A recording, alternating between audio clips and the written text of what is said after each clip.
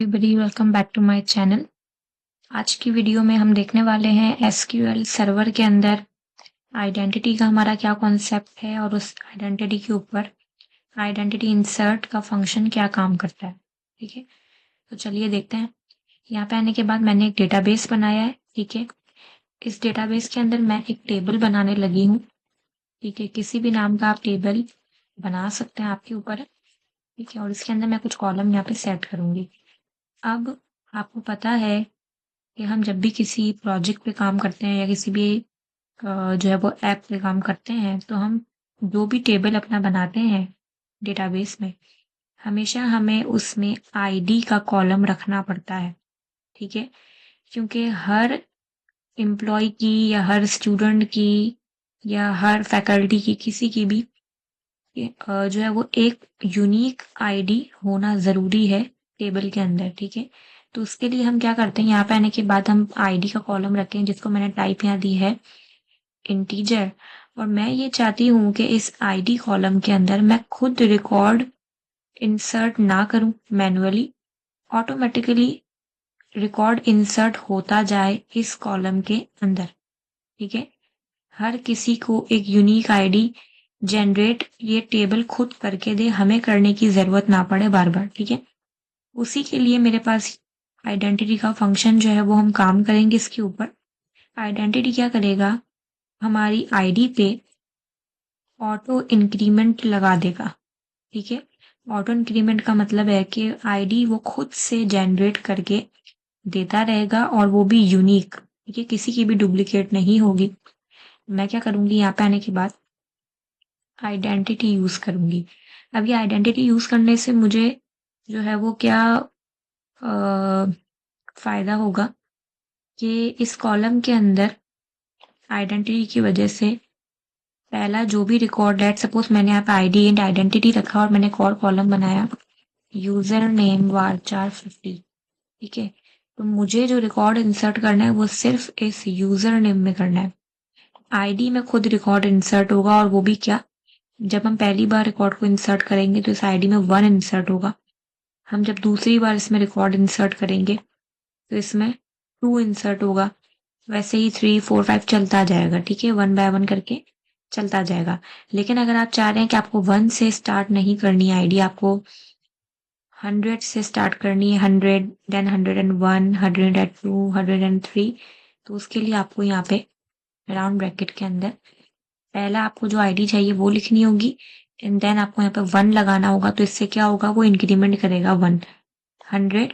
फिर दूसरी बार जो आईडी इंसर्ट होगी वो 101 होगी, तीसरी बार 102 होगी। लेकिन अगर आप यहाँ पे 2 लिखते हो तो पहली तो मेरी आईडी 100 ही होगी, लेकिन दूसरी आईडी 100 प्लस 2 होगा तो 102, देन अगेन 2 प्लस होगा तो 104। ठीक है, तो अगर आपको 1 ही इंक्रीमेंट करना है तो आप यहाँ पे इस तरीके से 1 पास करोगे।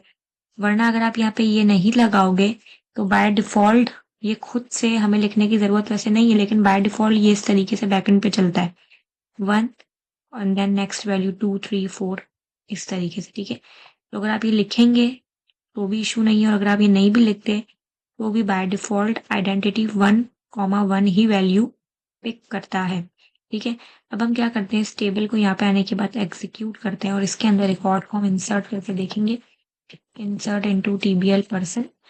ठीक है, इसके अंदर मेरे पास आईडी में मुझे रिकॉर्ड इंसर्ट करने की जरूरत नहीं है, तो मैं यहाँ पे आने के बाद डायरेक्ट यूजर नेम में रिकॉर्ड को इंसर्ट करती हूँ। मैंने इसको यहाँ पे वैल्यू दी, पहली मैंने वैल्यू दी है जॉन, दूसरी मैंने इसको यहाँ पे वैल्यू दी है इस तरीके से। ठीक है, और तीसरी मैंने इसको यहाँ पे जो वैल्यू दी है वो दी है। ठीक है, ये मैंने एक वैल्यू दी है इसको। अब आप याद रखना, मैं सिर्फ यूजर नेम कॉलम में इंसर्ट करी हूँ, आईडी में मैं इंसर्ट नहीं करी। हम इसको एक क्वेरी को एग्जीक्यूट करके देखते हैं। इसमें मुझे कहा 3 रॉज अफेक्टेड, क्योंकि 3 रॉ है। अब हम रिकॉर्ड को सेलेक्ट करवा के ला के देखते हैं कि रिकॉर्ड इंसर्ट हुआ भी है या नहीं। ठीक है, तो अब आप यहाँ पे चेक करो, मैंने हालांकि आईडी इंसर्ट नहीं की, लेकिन इसने फिर भी आइडेंटिटी को यूज करने की वजह से आईडी को ऑटो इंक्रीमेंट करके जनरेट करवा के हमें दे दिया है। ठीक है, तो इससे फायदा क्या होगा, मुझे बार बार आईडी खुद से लिखने की ज़रूरत नहीं पड़ेगी। आइडेंटिटी क्या करेगा, ऑटो इंक्रीमेंट इस पे लगाता जाएगा। ठीक है, अब लेट सपोज मैं यहाँ पे आने के बाद क्या करती हूँ, आईडी जो 2 का रिकॉर्ड है वो मैं डिलीट कर देती हूँ। ठीक है, डिलीट फ्रॉम टेबल का नाम where ID equal to 2। Okay, और मैंने इसको यहाँ पर रिकॉर्ड को डिलीट कर दिया। अब आप सेलेक्ट करके देखो तो इसमें 1 एंड 3 आईडी का रिकॉर्ड है। ठीक है, लेकिन अब मैं ये चाहती हूँ कि मैं ब्रायर नाम का जो पर्सन है, ब्रायर नाम की जो पर्सन है उसको मैं वापस इंसर्ट करना चाहती हूँ, लेकिन मैं चाहती हूँ उसकी आईडी 2 ही रहे, 4 नहीं हो जाए। ठीक है, अगर मैं यहाँ पे क्वेरी लिख के एग्जीक्यूट कर दूंगी तो वो यहाँ पे ब्रायर को इंसर्ट तो करेगा लेकिन उसको आईडी 4 असाइन करेगा। मैं ये चाह रही हूँ कि मैं उसको आईडी 2 ही असाइन करूँ। उसके लिए हमारे पास आइडेंटिटी इंसर्ट का फंक्शन है। उसके पहले हम क्या करेंगे, मैं क्या करूंगी, लेट्स सपोज मैं यहाँ पे आने के बाद आपके सामने रिकॉर्ड को इंसर्ट करती हूँ टेबल के अंदर। यही हम क्वेरी ले लेते हैं। ठीक है, और मैंने यहाँ पे आने के बाद किया, मैंने कहा मुझे आईडी में भी खुद से मैं इंसर्ट करूंगी, आईडी और यूजर नेम में, दोनों में।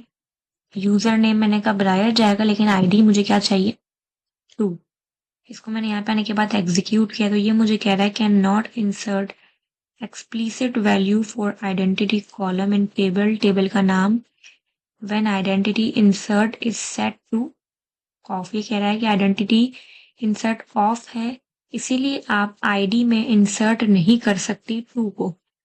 ठीक है, तो मैं क्या करूंगी, मैं इस आइडेंटिटी इंसर्ट को ऑन करूंगी।